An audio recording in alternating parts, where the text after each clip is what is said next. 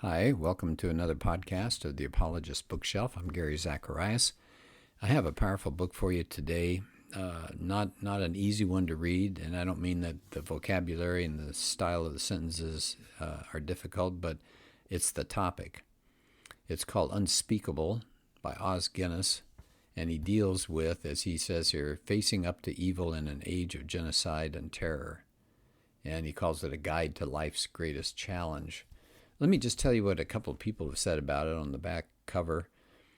Here's a producer of CBS News 60 Minutes. Os Guinness challenges us with a sobering truth. Evil is a fact of everyday life for the human race, but then he offers a brilliant map to help us navigate and confront the difficult landscape of modern life and modern evil. Dallas Willard says Guinness uses clear and forceful language, and he talks about the raw reality of rampant evil. And he says, then he gives us hope of being able to deal with evil in our personal lives, in our social settings. Dallas Willard calls it a great accomplishment. He's a wonderful expert in apologetics philosophy, passed away some time ago, but really appreciated this book. So Os Guinness is an author and a speaker. I've heard him. I've read some of his material. Graduate of University of London and Oxford, a very intelligent man, but a down-to-earth person, written and edited all sorts of books. He's a speaker all over the world, lecturer. So when he speaks on a topic, people listen. And this book does that. Unspeakable is what it's called. So he's going to deal with things like, let me just give you some of the questions that he's concerned with. Where does evil come from? What are the questions raised by evil that we can't ignore? Has the modern world made evil worse? And that's the part I wanted to look at today. How do the different ways of explaining evil affect how we respond to it? What must we do to fight evil effectively? Now, see, that's the important part, isn't it? We feel despair when we hear about how awful people are to each other, but he talks about how to fight evil effectively. And then another question, what does the existence of evil tell us about our ultimate beliefs? So it's a powerful book. I wanted to focus on one chapter in particular. It's chapter 7, when he talks about freedom's tilt toward evil. How sad is that, huh? That talking about modern times. Are we just more aware of evil because newspapers report more things, or are we actually becoming worse as a society? We like to compliment ourselves. Hey, we're becoming more enlightened as a nation. We can do more things. Look at our technological accomplishments. But he says that's not the case. And he starts with a story, a powerful story involving Davy Crockett. And of course, you think of Davy Crockett and you think about his death at the Alamo and fighting animals and all this kind of stuff. But Crockett was a congressman, and he had a conscience. He stood up against the removal of the Cherokee Indians in 1830. That was a dark incident in American history. I mean, the history of these Cherokees, they fought with General Jackson against Creek Indians. They created their own alphabet. They founded their own republic in 1827. They wrote their own constitution. They were doing the things the whites had told them to do. Hey, you guys need to civilize. So they're doing exactly that. But many of the whites wanted that Indian land for speculation and profit, and then they discovered gold on that land. Well, that was it. And so Jackson pushed hard to get people out, get those Indians out of there. And he says many of the greatest voices in the country, Thomas Jefferson and Monroe and President Jackson and John C. Calhoun, were in favor, or they pushed it pretty hard, but there were some who opposed, including Davy Crockett. He was the loudest voice in Congress, and he said, this is the wrong thing to do. And he says, I'm going to be ashamed. I don't want to be ashamed in the day of judgment. So he was saying God's going to judge him on something like this. Well, General Winfield Scott in 1838 and 7,000 U.S. soldiers invaded the Cherokee land, drove them out to Oklahoma on a 1,000-mile march. 4,000 Native Americans died on the way, and that journey became known as the Trail of Tears. So he uses that story about Davy Crockett, that he stood up because he said he didn't want to be ashamed on the day of judgment, right? Not being ashamed on the day of judgment. And he says, what's going on? He says, is evil today going off on going over the cliff? And he's going to bring in the Davy Crockett story later. He says, well, actually, evil is being transformed. And he says the modern world is to blame. He says there are three ways that the modern world has marginalized typical responses to evil. So what we're going to do then is take a look at these three ways that he says evil is being diluted or not talked about. He gives an example here. It used to be you talked about things as sin, and that became crime, that became a sickness, and that turned into the word dysfunction. So he said, if you don't call it evil, it's not that evil disappears. It's actually freer to surprise and erode and ruin ourselves. He quotes from Alexander Solzhenitsyn. He says there's a tilt of freedom toward evil. And that's the title of this chapter, Freedom's Tilt Toward Evil. He says, you know where the worst example is? He said, where do you see freedom tilting toward evil? He said, most people are going to say, oh, that's the Germans in World War II. Oh, it's the Russians after World War II. Oh, it's the Chinese in the 50s under Mao. Oh, it's the Cambodians or it's the Rwandans. He says, no.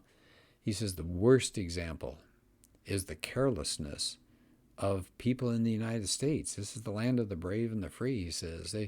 They fight environmental erosion and pollution, but he said there's a cultural erosion going on.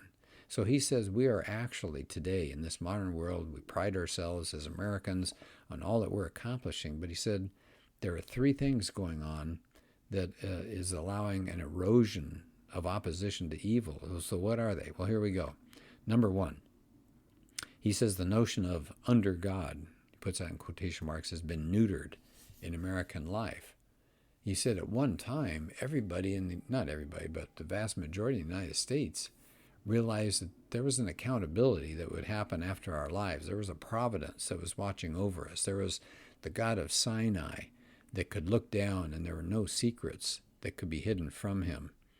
And he even goes through a little bit of American history here. He says John Cotton, back in the early New England days, he said, we have to limit power on the earth, because if you let power take over on the earth, it's like you don't think there's a God who's in charge. He says Davy Crockett is part of that idea of being under God, because he was worried about the judgment if he didn't oppose this terrible thing done to the Cherokees. Alongside him, there's a Congressman, Henry Storrs. He also opposed the removal of the Cherokees. And in one of his speeches, he said to the people who wanted it, he said, you will stand condemned by the law of God. Benjamin Franklin talked about maybe a national seal for the United States should say rebellion to tyrants is obedience to God. Well, even Thomas Jefferson, he didn't live it out very well, but he said, I tremble for my country when I reflect that God is just, that his justice cannot sleep forever. So he says, all right, now comes the modern time. He said, we've got groups of people that are pushing an extreme separation of church and state. He said the framers wouldn't have recognized this. So what are they doing? As they separate church and state, they want the church to disappear. And they want those references to a higher power. They want that to disappear. They want the state to be the highest power. And he says that's the problem. So public discourse is being stripped of any God references. So you're no longer needing to worry about being under God. So there's the first erosion of opposition to evil. The notion of under God is being tossed away. Here's the second one. He says we're dismissing the American framers' solution for the problem of freedom. Now you say, wait a minute. How is it that freedom is a problem? Isn't it a good thing? Well, sure it is. But all of those early framers, the founders of our country, realized how transient freedom was. It just didn't last. You think about the Greek states. Yeah, they were free, but that didn't last very long. So he says they saw the challenge of the Constitution always to how do you sustain freedom? Well, today, if you ask people, how did we get freedom out of the Constitution? He says a lot of people are going to say, well, separation of powers. So the president can't overact, beyond the Congress, and Congress can't do more than whatever the Constitution says. So you got all these separation of powers. But he says the ingenious American system of checks and balances is just half of their solution. He wants to focus on the other half. He says it's an enduring triangle of freedom. And I want to slow down and have you think about this because I like this very much. He says freedom requires virtue, virtue requires faith of some sort, and faith requires freedom. Now he says that's how you keep a republic free. So let me go through that real quickly, but one more time. Freedom requires virtue. Okay, so if you give people total freedom to do whatever they want and they're not virtuous, what do you get? Anarchy. You get terrible things happening. So you got to have virtue if you're going to have freedom. Well, how do you get virtue? Do you just tell people be virtuous? Do you pass a law? No. He says you need some kind of faith to make them virtuous. Now, how do you maintain that kind of faith? You can't decree it. You've got to have freedom so people can worship the way they want. So there we go. All three of those things. Freedom requires virtue. Virtue requires faith of some kind. And faith requires freedom. And then he quotes from some of the founding fathers. Benjamin Franklin said, only a virtuous people are capable of freedom. And John Adams echoes that. He says, we have no government armed with powers capable of contending with human passions unbridled by morality and religion. So let me unpack that for just a second. He says there's no government that can deal with human passions that are unbridled by morality. They don't have any moral compass. Nothing is restraining them. How do you have a government handle people like that? He says our Constitution was made only for a moral and religious people. It's wholly inadequate to the government of any other. So that's interesting, isn't it? The Constitution depended on a moral and religious people so that they would be virtuous. Well, what's happened today? He says, Os Guinness says, people are being pushed to the sidelines. They're being told to be quiet.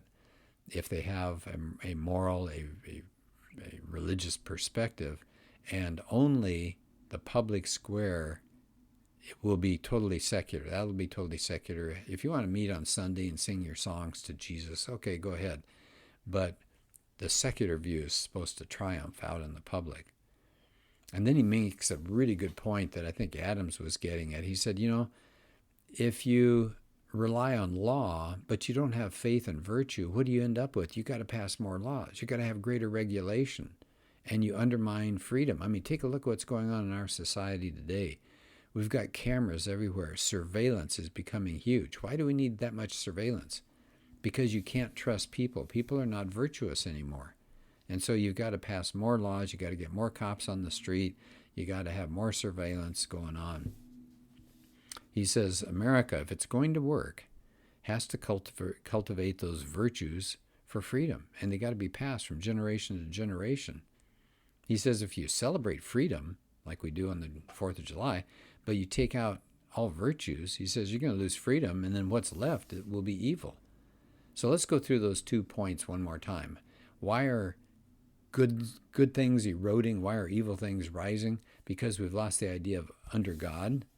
And secondly, we've lost the idea of being a virtuous people to give us more freedom. Here's the third thing that he says is going on. And unfortunately, I think he's right on. He says the third grand erosion in America of our cultural strengths as a religious people, he says we have this passion to transgress, this drive to destroy traditions, to flout the standards. It's turning evil into an aggressive force.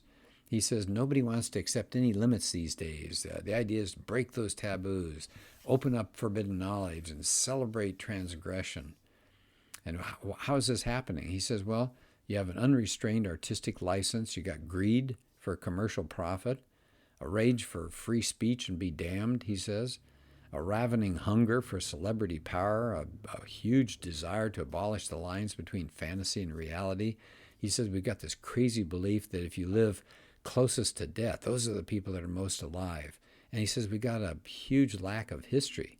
So he says we're lounging in a fool's paradise of deeds without consequences.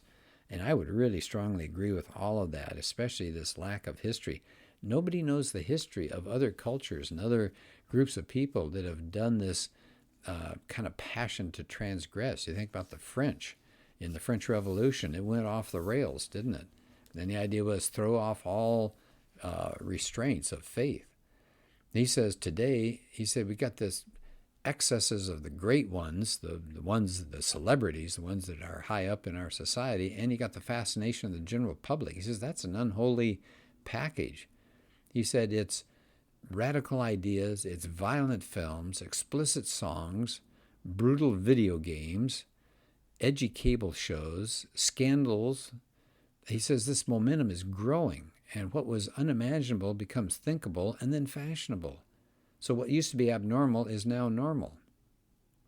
And he says each transgression builds and binds us to the next one. It's like a water going down a drain. It's circling that drain, and it's going faster and faster. And key parts, and he says in the Western culture today, we're celebrating rebellion. Do whatever you want. Whatever's forbidden, do it. And he says we're excusing in these people what we wouldn't tolerate in our children for a second. Evil is becoming cool. And he says we ought to think about how we're being viewed by much of the world. We think of ourselves as at the top. The people admire us. He says, not true. He said, people are seeing us as an open sewer. And it's part of the appeal of the Islamic world. Look at the Western world. They're a bunch of degraded people. You really want to live like that? So he says, that's not good. He says the idea that our moral, this is at the end of the chapter, the idea that our moral and social progress will be as effortless as our scientific and technological progress, and that we no longer need the boundaries and restraints of faith or ethics in the past, he says that's a pernicious folly of the 20th century. Well, let me unpack that for a second, because I think that's really important.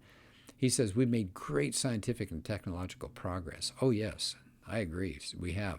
He says, so then we have that same optimism when we turn to moral and social progress. We think we're going to progress just as easily there by tossing out things from the past. And he says, no, any tilt toward evil at the end of the chapter, he says, is an act of hostility toward civilization and a vote for barbarism. That's sad, isn't it? Any tilt toward evil, and this whole chapter is talking about us tilting toward evil, is an act of hostility toward civilization and a vote for barbarism. So I covered a kind of a discouraging chapter looking at how we're tilting toward terrible things, tilting toward evil. Thank goodness he has chapters on how we can combat this, and I hope to get back to this book because I do want to cover those chapters as well. Well, thank you for being part of this podcast, and hope to see you in another one.